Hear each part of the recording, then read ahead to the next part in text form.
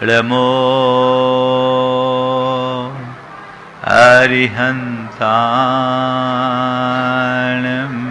नमो अरिहन्ताणं नमो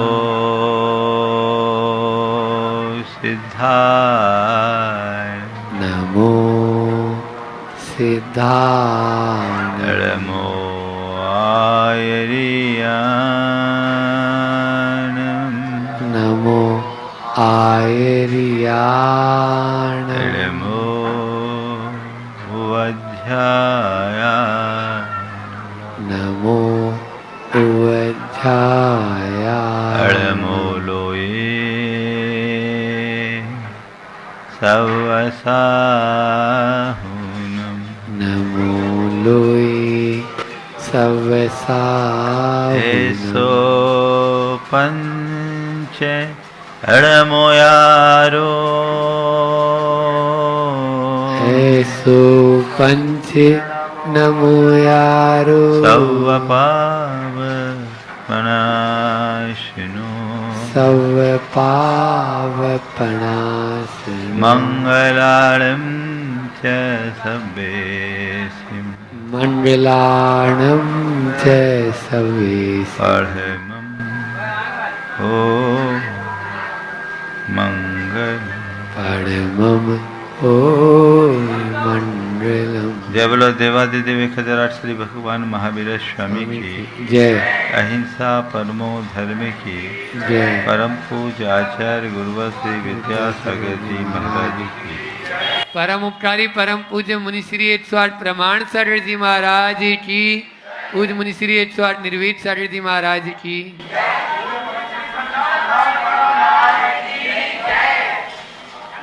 आज का प्रसंग बड़ा ही आनंददायी प्रसंग है। आज संस्कृति मैरिज गार्डन में आज हमारी संस्कृति के लिए एक ऐसा काम किया जा रहा है जो हमारी सांस्कृतिक विरासत को सहस्त्रों वर्ष तक जीवंत रखेगा। हम लोग एक मूर्ति युगल देखा करते थे ऋषभदेव और महावीर की, जो ब्रिटिश म्यूजियम लंदन में है, लगभग 10वीं शताब्दी की। गोहिल साहब, जस्टिस गोहिल साहब, अभय जी गोहिल के मन में भाव आया कि इन्हीं दोनों प्रतिमाओं की अनुकृति को यहाँ पर स्थापित किया जाए, और उन्होंने उसी भाव से प्रेरित होकर 21 फुट उत्तुंग 2 भव्य खड़गासन प्रतिमा और एक 24 की स्थापना इस विशाल परिसर में अपने द्रव्य से संपन्न करने जा रहे हैं। शास्त्रों के अनुसार जिन प्रतिमा का निर्माण कराना, मंदिर बनाना, मंदिर में उपकरण देना और मंदिर की पूजा अर्चा रख रखाव के लिए अपना दान देना सातिशय पुण्य के बंध का कारण है। इनसे सातिशय पुण्य का बंध होता है। ये जब तक है निर्माता को वहाँ पूजा अर्चा करने वालों के पुण्य का 6वां हिस्सा मिलता है। ये बहुत अच्छी बात, और इससे हमारी सांस्कृतिक परंपरा का इतिहास भी हमें पता लगता है। अपनी परंपरा का इतिहास हम इसके माध्यम से जान सकते हैं। आज मुझे बहुत प्रसन्नता है कि ऐसा पुनीत कार्य यहाँ पर संपन्न होने जा रहा है। अभी भगवान को कमलासन पर विराजमान करने का उपक्रम है। थोड़ी देर में हम लोगों को वहाँ पहुँचना है, इसलिए जब तक वह कार्यक्रम हो, अभी सूचना आ रही है, मैं आप सबसे यही कहूँगा कि प्रेरणा हम सबको लेना चाहिए। पैसे तो हर कोई कमाते हैं, लेकिन सवाल पैसा कमाने का नहीं है, सवाल पैसा लगाने का है। हम पैसा लगाते कहाँ हैं? व्यक्ति पैसा कमाता है और एक दिन छोड़ करके चला जाता है, लेकिन जो अच्छे कार्य में लगाए उसका जीवन धन्य हो जाता है। हमने कहाँ लगाया, हमें ये देखना चाहिए। हम बहुत सारे लोगों के जीवन के बारे में देखते हैं। बड़े बड़े सेठ साहूकारों ने बड़े बड़े मंदिर बनाए, उनने अपने मकान और हवेलियाँ भी बनाई होगी, लेकिन उनके मकान और उनकी हवेलियों का कोई अता पता नहीं। उन्होंने अपनी संतान को जो अपनी संपत्ति सौंपी उसका भी कोई अता पता नहीं, लेकिन उनके द्वारा निर्मापित जिनालय आज भी उनका गौरव गान कराते, वो अजर अमर बना देते। सेठ हुलासी राम जिन्होंने बेलगछिया का मंदिर बनाया कोलकाता में, उनके बारे में ऐसा मालूम पड़ा 200 साल पहले उन्होंने एक उपवन मंदिर बनाया। वो थोड़े बिलासी प्रवृत्ति के व्यक्ति थे। उनके किसी कल्याण मित्र ने उनसे कहा कि जीवन में बहुत पाप किया है, एक मंदिर बना दो, सारा पाप धुल जाए। बात उनके मन में बैठ गई और उन्होंने उस समय विपुल द्रव्य खर्च करके भव्य मंदिर, जिन्होंने कोलकाता के बेलगछिया मंदिर का दर्शन किया हो, देख सकते, अनुमान लगा सकते, बीच शहर में इतना बड़ा परिसर और इतना भव्य मंदिर वो बना दिए। 200 साल हो गए, आज भी हुलासी राम का नाम अमर है। देखिए, हुलासी राम जी ने मंदिर बनाया, वो आज है, और उससे हुलासी राम जी का नाम भी अमर है, पर उनकी संतानों का कोई पता नहीं, उनकी पीढ़ियों का कोई पता नहीं। मैं तो ये कह रहा हूँ जस्टिस गोहिल साहब, आप जो आज ये काम करने जा रहे हैं, ओ गोहिल साहब, आप जो थोड़ा सा दिखा दो भाई गोहिल साहब को, हाँ लोग पहचाने, बहुत अच्छा काम। और उनके साथ अनुराग, तुम भी खड़े हो जाओ। बहुत उत्तम काम ये करने जा रहे हैं।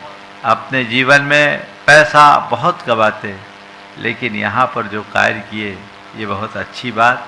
संस्कृति गार्डन तो केवल एक वैवाहिक स्थल है जहाँ लोग अपने विवाह जैसे कार्यक्रमों को संपन्न करते, लेकिन अब सच्चे अर्थों में इस जिनालय और इन जिनबिंबों की स्थापना के बाद सच्चे अर्थों में इससे हमारी संस्कृति चमन होगी, खिलेगी, युग युगांतरों तक खिलेगी। मैं इनके इस सद्भाव की भूरी भूरी सराहना करता हूँ और भावना भरता हूँ कि इनका ये कार्य शीघ्र संपन्न हो। इन्होंने जब मुझसे निवेदन किया कि महाराज जी कमलासन पर भगवान को विराजमान करवाना है, हम चाहते आप पहुँच जाए। हमारे पास एक कोई बैठा था, बोले महाराज जी अभी प्रतिष्ठा तो हुई नहीं है, कमलासन पर ही रखना, अपना जाना कोई ज़रूरी थोड़ी है। महाराज जी भी थोड़े अस्वस्थ थे, अपना जाना जरूरी नहीं है। हमने कहा भाई ऐसे देखो तो कुछ भी जरूरी नहीं, पर कोई आदमी अपना इतना लगा रहा है और उसके चले जाने से उत्साहवर्धन हो जाए तो हमारे लिए बहुत जरूरी है। महाराज जी से पूछा, अस्वस्थ होने के बाद भी बोले नहीं महाराज अपने को चलना है, क्योंकि इधर आना तो था ही, थोड़ा आगे पीछे हो गया, लेकिन बहुत बहुत उत्तम भाव है। मैं समझता हूँ वहाँ तैयारी हो गई होगी। हम लोग चलना है, अभी चलना है कि देर से चलना है? तो 15 मिनट प्रवचन कर दूँ फिर? हाँ, हम तो आप ही लोगों का देख रहे थे कि क्या पता कब संकेत आ जाए। तो ये बहुत अच्छी बात है और ऐसे कार्य बहुत दुर्लभता से होते हैं। एक बार गोहिल साहब और उनके परिवार का जोरदार अभिनंदन कर दें। और जहाँ तक बात है अपने जीवन में, आज मैं आपको 4 बातें कह देता हूँ, प्रवचन भी थोड़ी सी कर ही दूँ। 4 शब्द हैं, अर्थ, व्यर्थ, अनर्थ और परमार्थ। अर्थ, व्यर्थ, अनर्थ और परमार्थ। अर्थ का अर्थ पैसा होता है और अर्थ का अर्थ प्रयोजन भी होता है। हमने ये जीवन पाया, अर्थ का अर्थ मतलब भी होता है, अर्थ का अर्थ सार भी होता है। अब जीवन में हमारे जीवन का अर्थ क्या, प्रयोजन क्या? पहली बात ये हर व्यक्ति को अपने मन से पूछना चाहिए कि आखिर मेरे जीवन का प्रयोजन क्या है? पैसा कमाना, प्रतिष्ठा पाना, प्रभाव जमाना, पहचान बनाना, यही है? या अपने जीवन को पाकर जीवन का कल्याण करना? सच्चे अर्थों में जीवन का अर्थ जीवन को परमार्थ से जोड़ना है, अन्यथा जीवन व्यर्थ हो जाएगा और पाप से जोड़ेंगे तो अनर्थ हो जाएगा। जीवन को व्यर्थ मत करो, अनर्थ तो करना ही नहीं, परमार्थ से जुड़ो। और परमार्थ से जुड़ने का जो लक्ष्य रखते हैं वे हर पल अपने जीवन को सही दिशा देते हैं और अपने द्वारा उपार्जित अर्थ को भी परमार्थ में लगाते हैं। अर्थ है ना तुम्हारे पास, इसका क्या अर्थ है बोलो? ये अर्थशास्त्र है ना, जानते ही आप लोग। तो इस अर्थ का अर्थ क्या है? अर्थ का अर्थ केवल इतना है, उपयोग उपभोग, बस। क्या है? उपभोग और उपयोग। जितना आवश्यक हो उपभोग करो, बचे का उपयोग करो। उपभोग करो, कितना उपभोग करोगे? अधिकतम कितना उपभोग कर पाओगे? उपभोग की एक सीमा है, कितना खाओगे? तो अर्थ का उपभोग कर लिया, बच जाए तो उपयोग। तो अर्थ का उपभोग करो, उपयोग करो तो कोई अर्थ है, अन्यथा सब व्यर्थ है। क्या होगा? जिंदगी भर मेहनत करके कमाया और बाद में सब धरा रह गया। यही है ना? क्या मतलब? आसक्ति देखिए, मेरे पास इतना हो गया, इतना हो गया, इतना हो गया, 5 से 25, 25 से 50, 50 से 500 और 500 से 5000। बस ये ग्राफ देख करके मन को संतोष रहता है ना। हाथ में कुछ है, ये प्रॉपर्टियाँ, ये प्रॉपर्टियाँ, ये प्रॉपर्टियाँ, ये प्रॉपर्टियाँ, यहाँ इतना इन्वेस्टमेंट, यहाँ इतना इन्वेस्टमेंट, यहाँ इतना इन्वेस्टमेंट, ये सब कहकर अपने मन को संतुष्ट करते हो। क्या तुम उनका उपभोग कर पा रहे हो? क्या तुम उनका कोई उपयोग कर पा रहे हो? एक दिन मर जाओगे, फिर क्या बचेगा? मेरी मेरी मेरी मेरी, क्या तेरी? कुछ है? एक परमाणु भी तेरा नहीं है, ये शरीर भी तेरा नहीं है। विचार तो करो।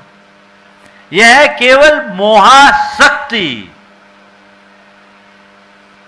जो मनुष्य को उलझाती है। हमें इससे बचना चाहिए और इसके प्रति पूरी तरह सावधान रहना चाहिए। तो उपभोग करे, उपयोग करे, जोड़ जोड़ कर मत रखे।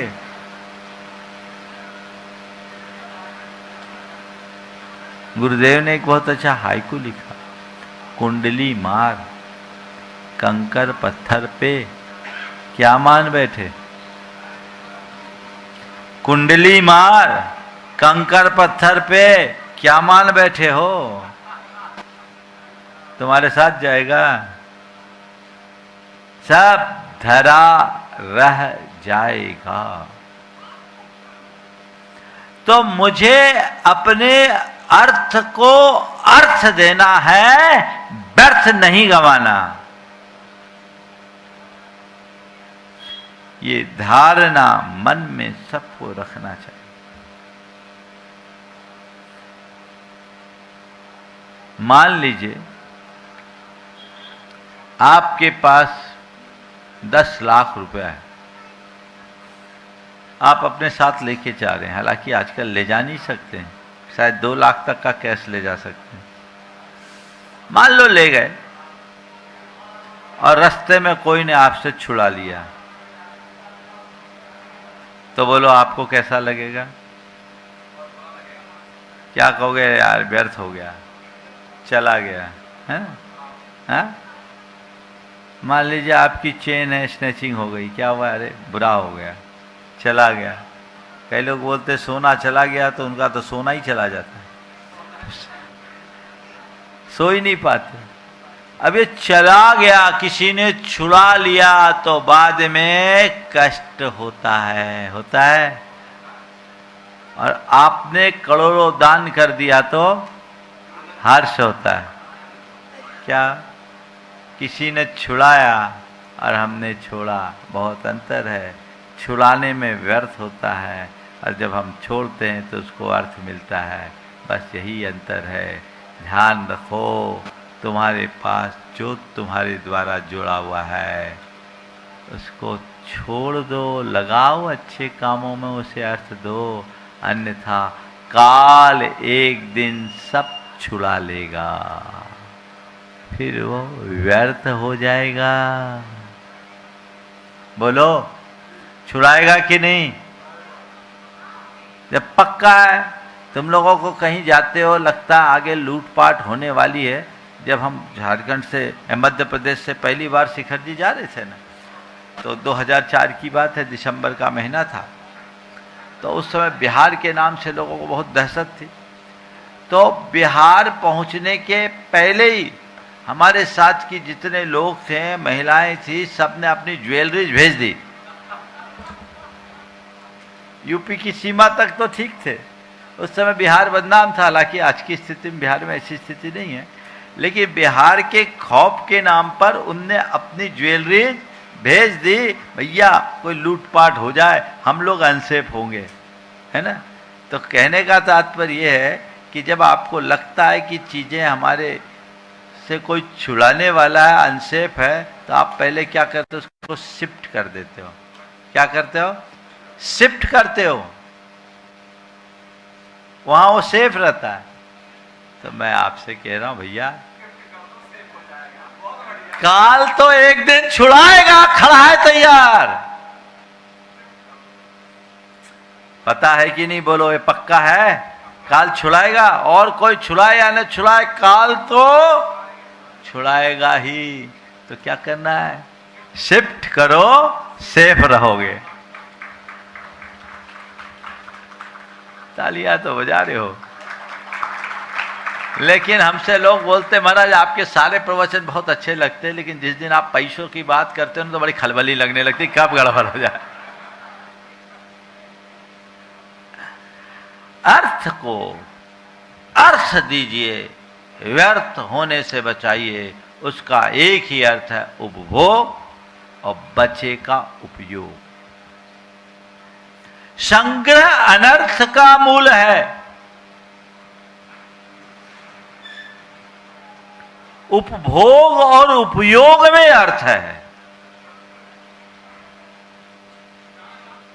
खूब संग्रह कर लोगे, धरा रहेगा, क्या होगा?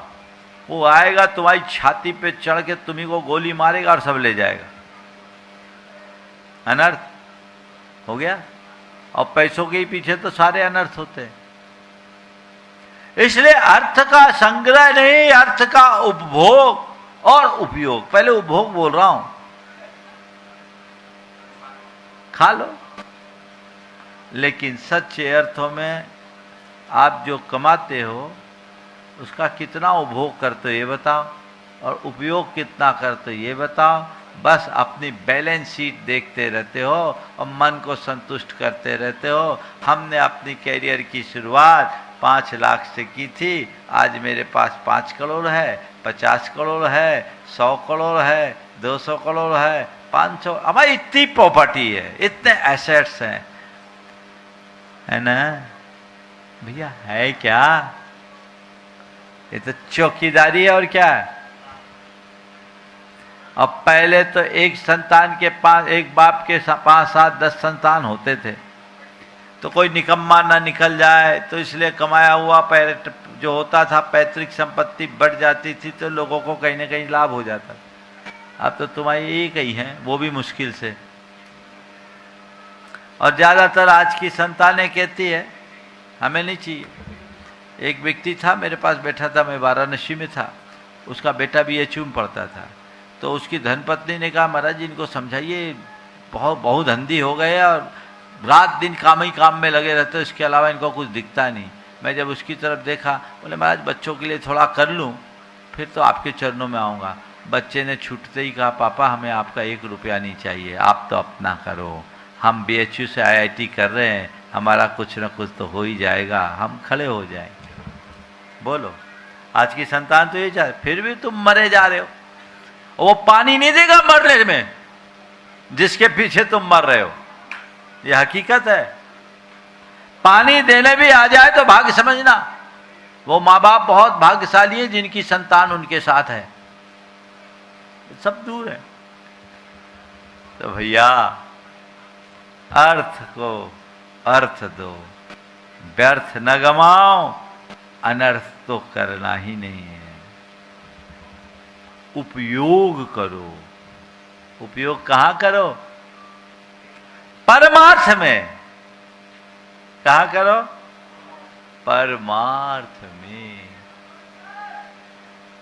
यही सम्यक लाभ है। हर किसी को विपुल अर्थ का लाभ नहीं मिलता। बिरले भाग्यशाली होते हैं जिनके पास पैसा होता है, लेकिन बिरले पुण्यशाली होते हैं जो पैसे को परमार्थ में लगाते हैं। जिनका पापानुबंधी पुण्य होता है वो अर्थ पाकर अनर्थ करते हैं, जैसे रावण। और जिनका पुण्यानुबंधी पुण्य होता है वे अर्थ पाकर परमार्थ करते हैं, जैसे चक्रवर्ती भरत। हमारे पास 2 आदर्श हैं, 2 उदाहरण हैं। एक भरत चक्रवर्ती का, वो चक्रवर्ती था, 6 खंड का अधिपति था, उसके पास संपदा थी। उसने क्या किया? सोने के मंदिर बनाए। क्या किया? सोने की मंदिर बनाए ना कैलाश पर्वत पर। किसने बनाए? भरत चक्रवर्ती ने। और अर्धचक्री रावण, उनसे आधा। इसके पास संपत्ति आई, इसने क्या किया? सोने की लंका बनाई। ध्यान रखने की बात है आप सबके चिंतन के लिए।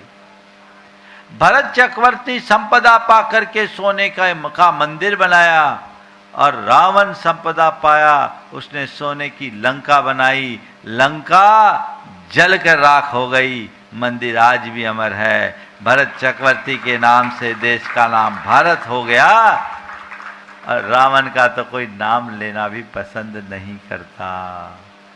जो अर्थ को परमार्थ में लगा लेते हैं उनके जीवन का अर्थ होता है, और जो अर्थ को पाप में लगाते हैं, पदार्थ में लगाते हैं, उनके जीवन में अनर्थ होता है।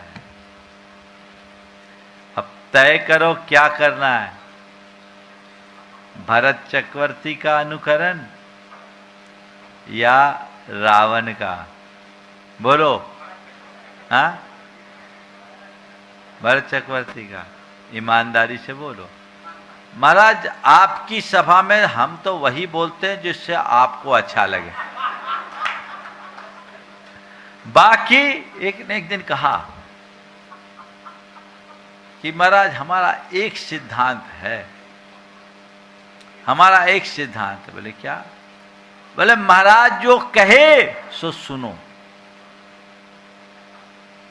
महाराज जो कहे सो सुनो, पर करो नहीं, क्योंकि करने लगेंगे तो फिर संसार कौन चलाएगा? अपन को तो संसार में रहना, अपन को संसार में रहना है। करने लगेंगे संसार सिमट जाएगा। ऐसे व्यक्ति को क्या कहें? हमें संसार से पार उतरना है, तो जीवन के सार को पहचानने की जरूरत है, उस तरफ दृष्टि रखने की जरूरत है। तो वैसी दृष्टि जिसके मन में आती है उसका जीवन धन्य होता है। ये संदेश लेकर के जाए। आज अभय गोयल साहब ने जो उदाहरण प्रस्तुत किया है और लोगों के लिए भी अनुकरणीय। अच्छे कार्य में अपना द्रव्य लगाओ, जहां उसका सही उपयोग हो सके वहां लगाओ। सेठ छिदामी लाल जी फिरोजाबाद, हमारा चातुर्मास हुआ, गुरुदेव का भी वहाँ चातुर्मास हुआ था। 2002 में हमने चातुर्मास किया। बाहुबली भगवान की 42 फीट उत्तुंग प्रतिमा और महावीर भगवान का भव्य मंदिर, एक बहुत बड़ा परिसर उन्होंने बनाया। अपने मंदिर के लिए मकराना में माइंस ले लिया था, ठीक है। हिरनमगरी में उनकी बहुत बड़ी फैक्ट्री थी कांच की। और सोच, वो सेठ छिदामी लाल ट्रस्ट जो है, CL जैन ट्रस्ट, मंदिर के दोनों ओर 1 किलोमीटर तक की दुकानें उनने मंदिर के लिए, ट्रस्ट के लिए कर दी। उस समय लगभग 25-30 बीघा तो जगह है, और मंदिर की ट्रस्ट की दुकानें 1-1 किलोमीटर दोनों तरफ। 50-60 साल पहले उनने, 50 साल पहले लिया, 60 साल पहले। आज कितना बड़ा एसेट्स हो। ये दृष्टिकोण उनने अपने आप को अमर कर लिया। जब मैंने महाचातुर्मास किया तो मुझे लगा अपने द्रव्य का सद्व्यय करने का ये श्रेष्ठतम उदाहरण है। अपने जीवन में ऐसा करो। पर हाँ, हम लोगों से प्रेरित होकर केवल मंदिर नहीं बना देना। मंदिर बनाने के साथ साथ श्रावक भी बनाओ भाई। श्रावक ही नहीं बचेंगे तो मंदिरों का क्या होगा? फिर तो सब हमारे हाथ से निकल जाएगा। तो जिससे धर्म और संस्कृति की चतुर्मुखी प्रभावना हो, हमें वो सब कृत्य करना चाहिए।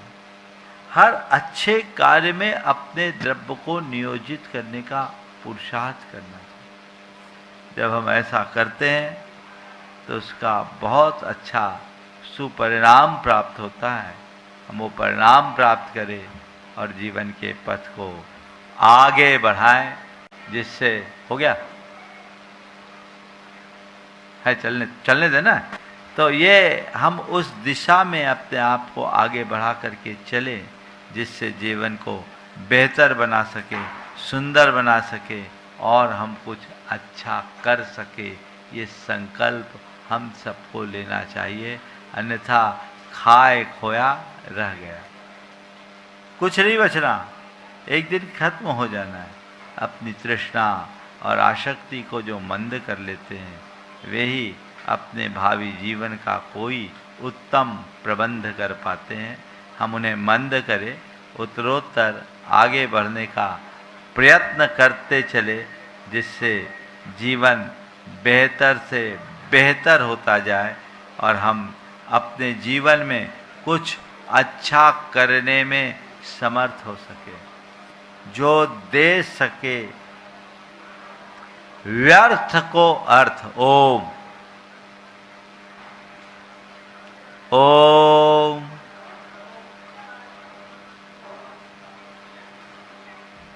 आपसे ही बोल रहा हूं, थोड़ा शांति से धर्म सभा में बातें करेंगे तो कैसे चलेगा। जो दे सके व्यर्थ को अर्थ, वही सिद्ध, वही समर्थ। जो दे सके व्यर्थ को अर्थ, वही सिद्ध, वही समर्थ। व्यर्थ को अर्थ देने में सिद्ध और समर्थ बनोगे, और अर्थ को व्यर्थ कर दोगे तो अनर्थ होगा। हम क्या कर रहे हैं? अपनी एक एक सांस को सार्थक बनाने का प्रयत्न करें और उस दिशा में सतत आगे बढ़ने की कोशिश करें, तो हम अपने जीवन को दीर्घकालिक उपलब्धि प्रदान कर पाएंगे और जीवन बेहतर बनाने में समर्थ होंगे। आज से कुछ साल पहले जब मैं जबलपुर में था, मड़िया जी के दर्शन कर रहा था, पहाड़ी पे था, दूर एक खंडहर सा दिखाई पड़ा। मेरी जब दृष्टि उस पर पड़ी, मैंने पूछा ये क्या है? लोगों ने कहा महाराज कभी ये रानी दुर्गावती का मदन महल हुआ करता। उस पहाड़ी का ही नाम है मदन महल की पहाड़ी। तो कभी ये रानी दुर्गावती का मदन महल हुआ करता था। एक ने कहा महाराज दुर्गावती और पिछनहारी समकालीन थी। मेरे मुख से निकला वैभव का महल खंडहर बन गया और भक्ति की मड़िया सुरम तीर्थ बन गई। वैभव का महल खंडहर है। जो पदार्थ में लगेगा वो व्यर्थ होगा और जो परमार्थ में लगेगा वो अपना अर्थ देगा, वो सार्थक बनेगा। ये तय कर ले, सुनिश्चित कर ले कि मैं अपना समय, अपनी शक्ति और अपनी संसाधनों को व्यर्थ नहीं करूंगा, उसे सही दिशा में लगाऊंगा। उपभोग और उपयोग के अलावा मेरे जीवन का और कोई ध्येय ही नहीं होना चाहिए। यदि ऐसी दृष्टि हर किसी के अंदर आ जाए तो कहने की क्या जरूरत। लेकिन क्या बताऊं, सोच तो लेते हो आप लोग, लेकिन संपत्ति के प्रति इतनी प्रगाढ़ आसक्ति होती है कि निकालना बहुत मुश्किल सा हो जाता है। पता है, आप देखो पाप में आप पैसा आंख मूंद के खर्च कर देते हो, परमार्थ में मंदिर जाते हो ना तो 100 रुपये का नोट भी तुम्हें बहुत बड़ा दिखता है। मंदिर की गुल्लक में डालते समय 100 रुपये का नोट भी तुम्हें बहुत बड़ा दिखता है। और जब किसी मॉल में जाते हो तो 2000 का नोट भी छोटा लगने लगता है। बोलो सही है? हाँ, क्या दृष्टिकोण है।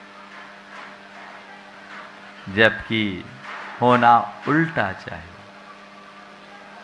अच्छे कार्य में आंख मूंद कर आगे बढ़ो, बुरे कार्य में एक एक कदम फूंक फूंक कर रखो ही मत, सोच समझ करके करो।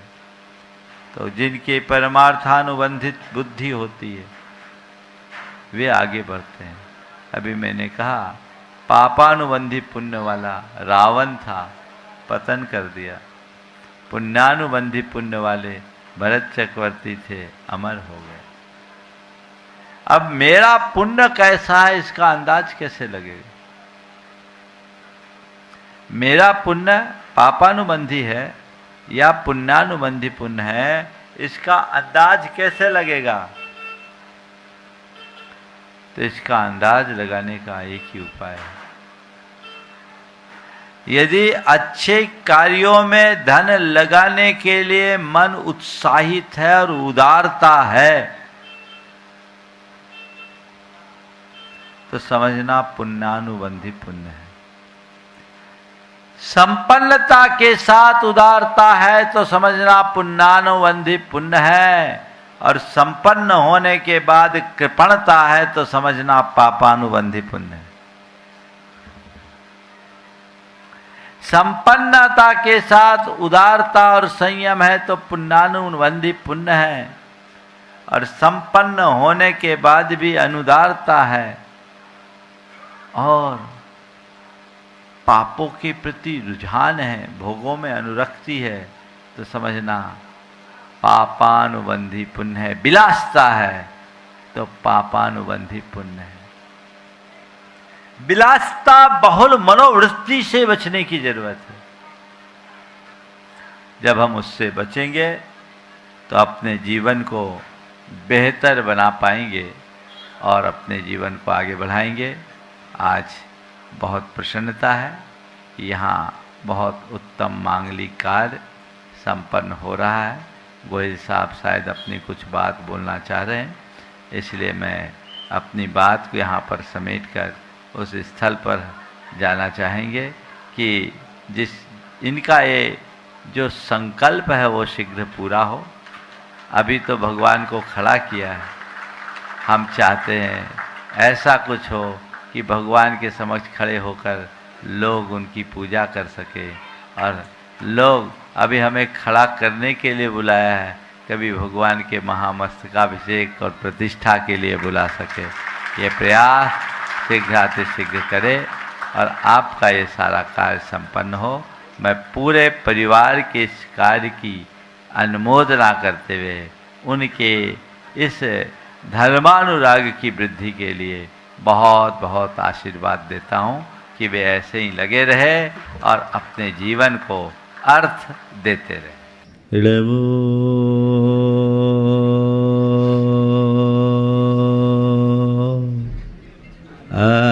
अरिहंता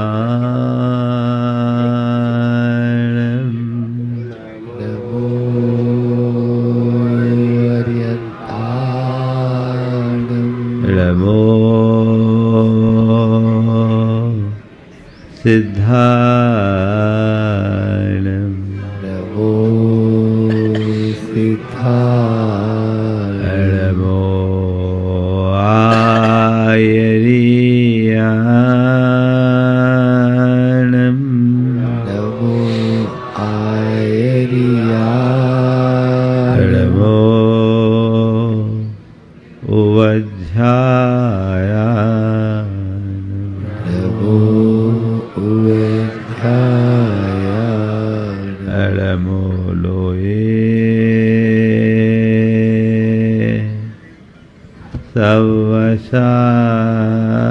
सवशाहुनं नवोलोई सवशाहुनं एसो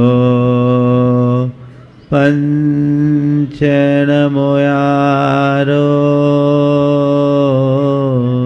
एसो पंचनमोयारो सवपाव पनाशनो सवपावनाशिनो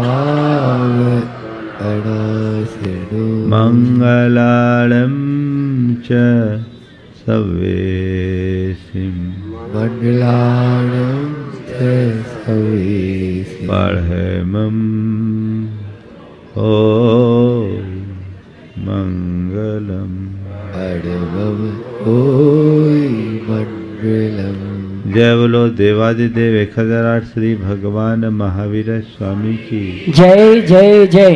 अहिंसा परमो धर्म की जय जय जय। परम पूज्य आचार्य गुरुवर श्री विद्यासागर जी महाराज की जय जय जय। बोले परम पूज्य मुनि श्री प्रमाण सागर जी महाराज की नमोस्तु गुरुवर। आज बात निर्माण की है। इस परिसर में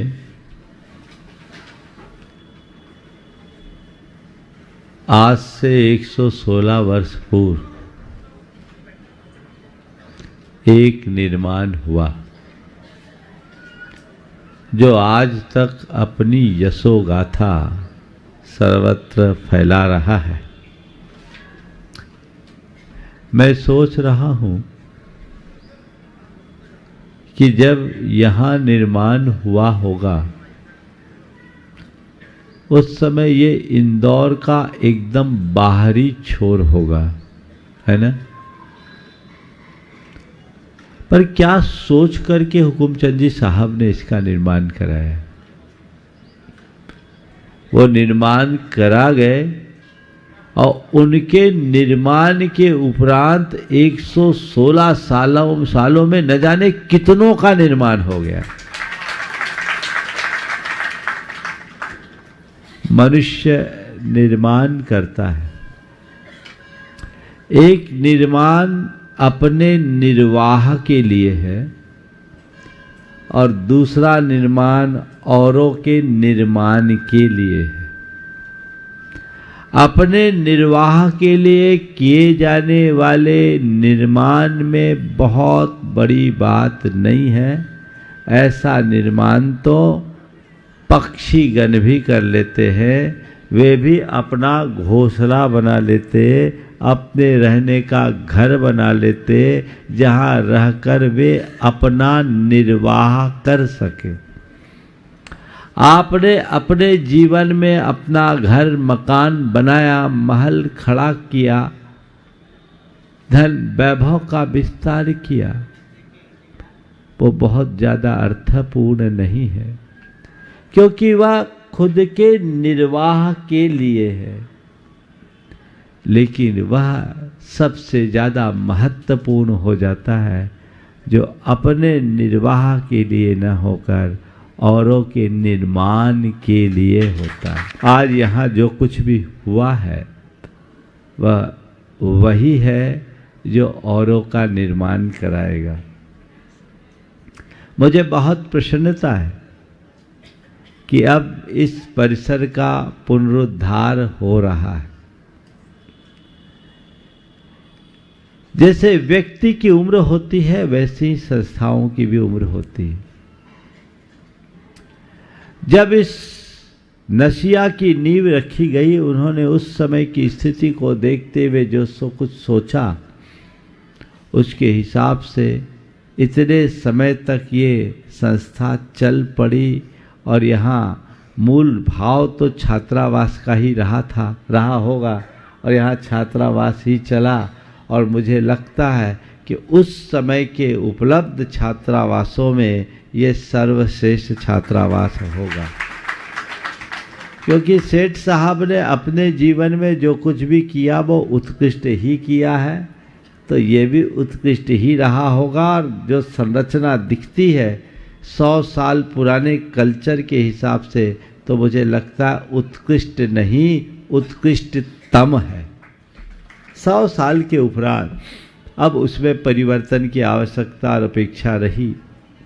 और मुझे बेहद प्रसन्नता है कि परिवार ने आगे आकर, खुद धीरेन्द्र जी कासलीवाल ने आगे आकर मुझसे कहा, महाराज अब छात्रावास की भावना है तो हम चाहते हैं कि ये छात्रावास हम फिर से बनवा दें और आपके आशीर्वाद से वो छात्रावास चले।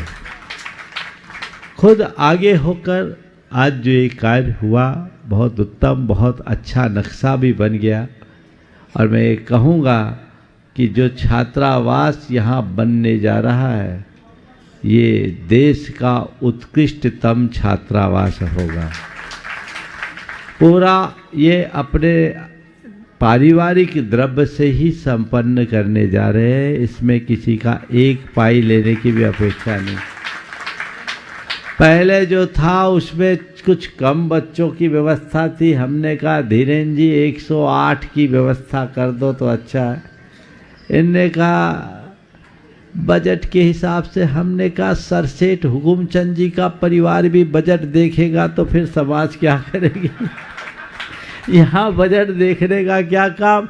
हमने कहा फिर भी अगर बजट की बात है तो आप चिंता मत करो। बोले नहीं महाराज, बाहर का तो कोई लगवाएंगे नहीं, जो लगेगा हम ही लगाएंगे, आप आशीर्वाद दो।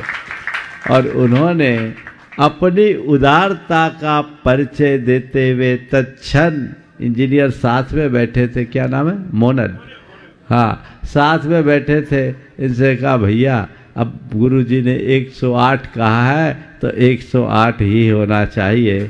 और ये 108 अविनश्वरता का भी द्योतक है। बहुत भव्य ये निर्माण यहाँ होना है। और यहाँ आने के बाद जो भी यहाँ छात्र रहेंगे उनका भविष्य संवरेगा। वे धार्मिक सामाजिक संस्कारों से ओतप्रोत होंगे। उनको पढ़ाई के साथ साथ हम अपने संस्कारों से भी जोड़ेंगे हम चाहेंगे कि किसी तरह से वो इंटरकनेक्ट रहे। और आजकल तो टेक्नोलॉजी का युग है, उसमें वो कहीं से भी कोई भी कनेक्ट रह सकता है। अब मुझे तो दिख रहा है कि जल्दी ये छात्रावास तैयार होगा और यहाँ अच्छे अच्छे संभ्रांत परिवारों के भी बच्चे आकर के पढ़ेंगे और वे अपने हाथों से भगवान का अभिषेक भी करेंगे। उनके मुख से नमोकार गूंजेगा और वे संस्कारों से ओतप्रोत होकर के आगे बढ़ेंगे। और जब तक ये छात्रावास चलेगा ये मंदिर की रौनक भी अपने आप बनी रहेगी। मैं मानता हूँ आज जो कार्य प्रारंभ हुआ है उसने आगामी 100 वर्षों के लिए इस पूरे जिनालय को सुरक्षित कर लिया, पूरे परिसर को सुरक्षित कर लिया। बंधुओं, इस दिशा में काम करने की बहुत बड़ी आवश्यकता है। आज उच्च शिक्षा की ओर लोगों का बहुत ज़्यादा आकर्षण है, रुझान है। गांव शहरों से लोग बड़े शहरों में आकर के पढ़ते हैं। इंदौर तो एक प्रकार से अब एजुकेशन का हब बन गया। मेरी जानकारी के अनुसार आज भी यहाँ अपने ही समाज के हजारों जैन बच्चे विभिन्न छात्रावासों में रह रहे हैं। वहाँ रहते हैं तो उनको दिन का खाना नहीं मिलता, रात में खाना होता है और वो फिर सारे धार्मिक सामाजिक संस्कारों से और सरोकारों से दूर हो जाते हैं। पढ़ लिख करके आगे बढ़ते हैं, वो बड़ी बड़ी कंपनियों में ऊंचे ओहदे को प्राप्त कर लेते हैं, उनके पास सब कुछ होता है, पर जैनत्व से वो दूर हो जाते। आज भी कई ऐसे जैन लोग हैं जो अंतर्राष्ट्रीय स्तर पर बहुत बड़ी बड़ी कंपनियों में बहुत ऊंचे स्थान पर अपनी सेवाएं दे रहे हैं, लेकिन आज उनके साथ जैन के नाम पर कुछ भी नहीं है, क्योंकि वो शुरू से ही जैन धर्म और जैन संस्कारों से दूर रहे। तो जैनत्व तो आएगा कहाँ? हमें चाहिए कि हम ऐसे लोगों को शुरू से जोड़ें और वे बच्चे यदि इस तरह के छात्रावासों में रहेंगे तो वो पढ़ाई के साथ साथ अपने संस्कारों को भी पल्लवित करेंगे। और जब उनके संस्कार यहाँ से पल्लवित होंगे तो जहाँ जाएंगे वहाँ जैन धर्म की ध्वजा फहराएंगे। हमारा प्रयास ये होना चाहिए। ये एक प्रभावनांग का बहुत महत्वपूर्ण रूप है। हमें इस दिशा में सतत प्रयत्नशील रहना चाहिए।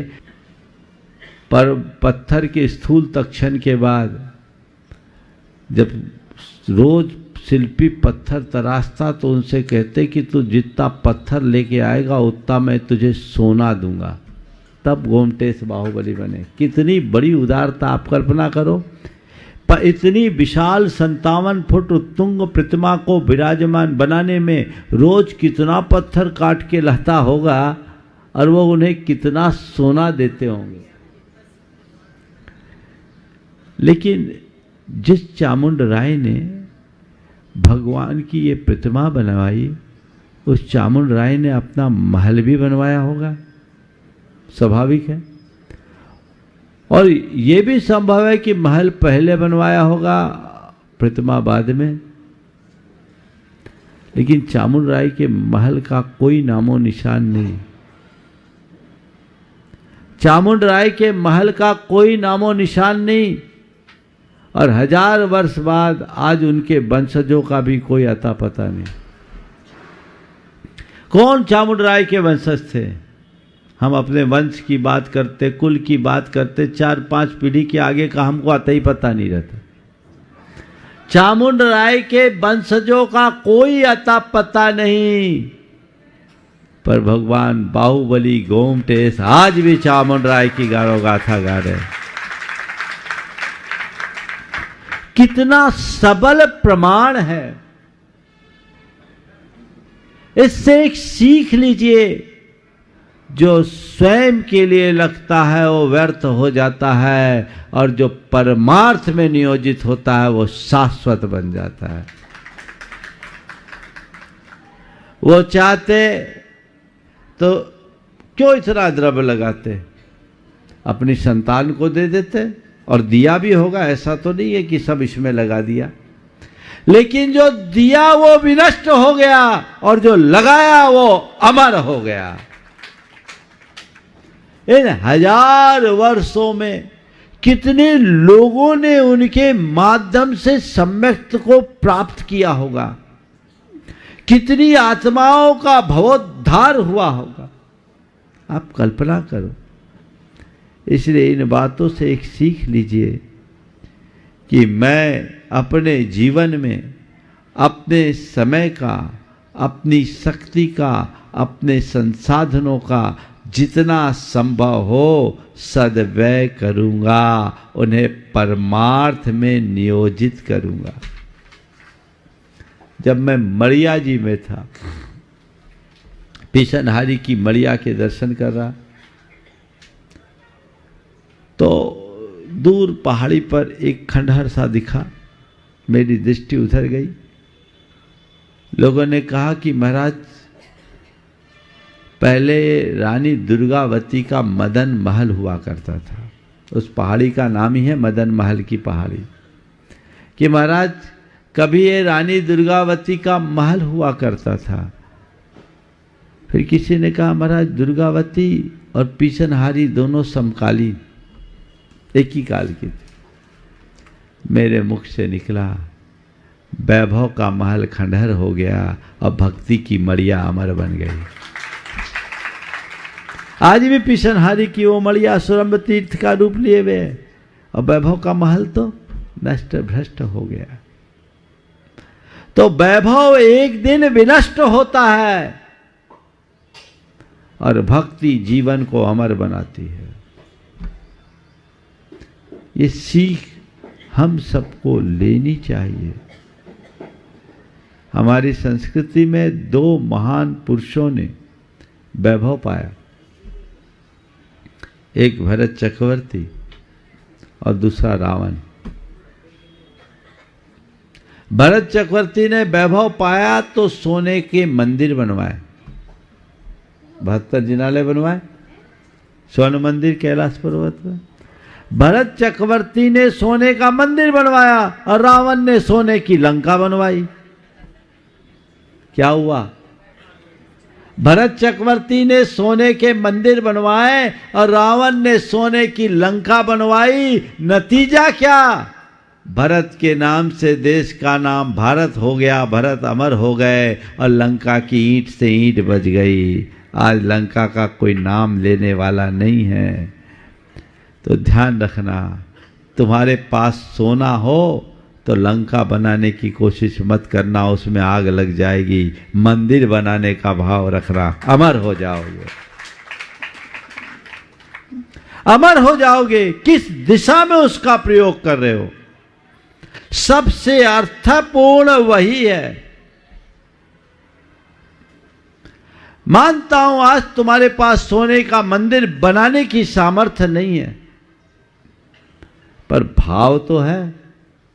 अपनी सामर्थ्य से जो उत्कृष्ट लगा सकते हो, केवल और केवल परमार्थ में नियोजित करने का भाव रखो।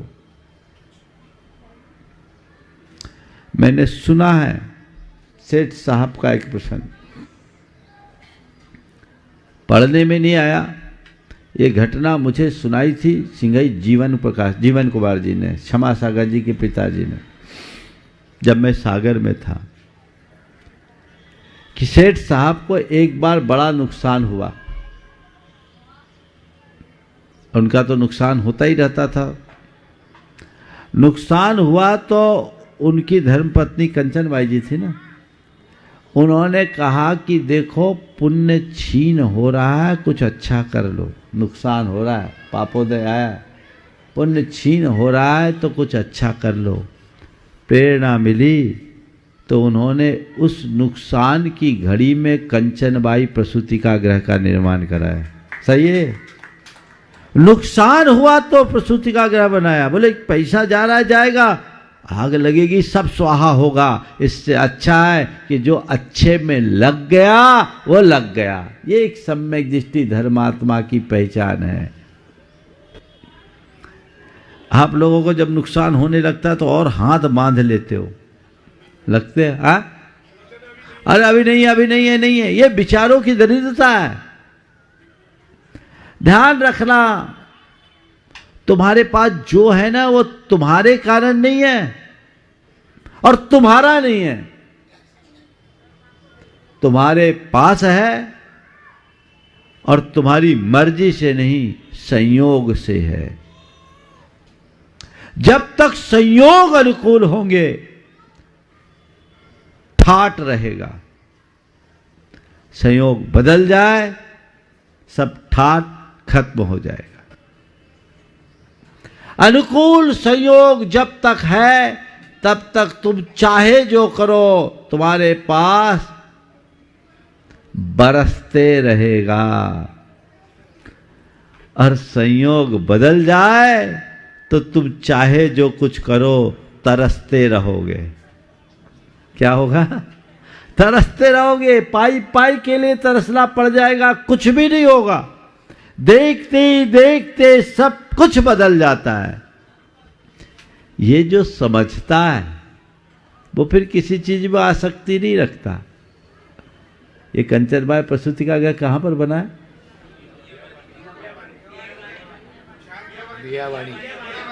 बियावाड़ी अभी चल रहा है। कंचन बाई आश्रम तो पहले बना, प्रसूति का ग्रह की बात मैंने कहा। उन्होंने एक दिन मुझसे चर्चा में कहा था ये घटना कहीं प्रकाशित नहीं, इसको प्रकाशित करना चाहिए। तो उन्होंने, अब ये चीजें तो जन चर्चा का विषय बना रहता है, तो उन्होंने बोला था कि मुझे ये बात मेरे पिताजी कुंदन लाल जी सिंघई ने सुनाई थी कि देखो सेठ साहब ने नुकसान में ऐसा किया, इसलिए कभी भी नुकसान भी हो और दान देने का मौका हो चूको मत, क्योंकि दानम दुर्गति नाशनम। महापुरुषों के जीवन से हमें बहुत कुछ प्रेरणा मिलती है यदि हम लेना सीखे तो। जैसे पीढ़ियां चढ़ती उतरती वैसे पुण्य भी घटता बढ़ता रहता है। एक बड़े धनपति मेरे संपर्क में, उन्होंने एक दिन अपने बेटे से मेरे सामने कहा, जवान बेटे से कहा, देखो मेरे पास जो संपत्ति है ना, यदि मैं चाहूं तो तुम्हें दे सकता हूं। मेरे पास जो संपत्ति है यदि मैं चाहूं तो तुम्हें दे सकता हूं, पर मेरा जो पुण्य है वह मैं चाह कर भी नहीं दे सकता। मैं अपनी संपत्ति दे सकता हूं, पुण्य नहीं दे सकता। पुण्य तो तुम्हें खुद उपजाना पड़ेगा। आज जो तुम्हारा पुण्य है वो तुम्हारे ही साथ रहेगा, तुम्हारी संतान के साथ नहीं। तुम्हारे पुरखों का जो पुण्य था वो उनके साथ गया। कई ऐसे होते हैं जिनके पुरखों से ज्यादा पुण्य संतान का होता है, और कई पुरखे ऐसे जो ऐसे महापुण्यशाली अपने साथ अपना सारा पुण्य लेके चले गए। हमारा पुण्य हमको भोगने को मिल रहा है। आज तक का रिकॉर्ड तो यही हुआ कि चक्रवर्ती का बेटा कभी चक्रवर्ती नहीं बना। जो महापुण्यशाली लोग होते हैं उनके बाद की पीढ़ी में वो पुण्य नहीं रहता। गुरुदेव का जो पुण्य था वो उनके साथ गया। अब आने वाली कई शताब्दियों में ऐसा पुण्यशाली आचार्य नहीं होगा। अब हम लोगों का जो पुण्य वही हम लोगों के काम में आएगा। ऐसे ही कोई महान आत्मा होते हैं, उनका पुण्य उनके साथ चला जाता है, उनकी संतान के पास वो पुण्य नहीं हो सकता। उनका पुण्य ही उनके काम में आएगा। इसलिए पुण्य की सतत अभिवृद्धि के लिए हमें प्रयासरत रहना चाहिए। तो ये प्रयास सबके अंदर हो, और उन पीढ़ियों में हमेशा शुभोदय बना रहता है जिनकी धर्म के प्रति निष्ठा होती है। 100 साल से इस परिवार में वो धार्मिक संस्कार है, ये आगे भी बनी रहे और पीढ़ियों तक वह संस्कार पल्लवित होते रहे। मैं ऐसी भावना भाता हूँ। इसी शुभ भाव के साथ यहीं पर विराम। बोलिए अहिंसा परमो धर्म की।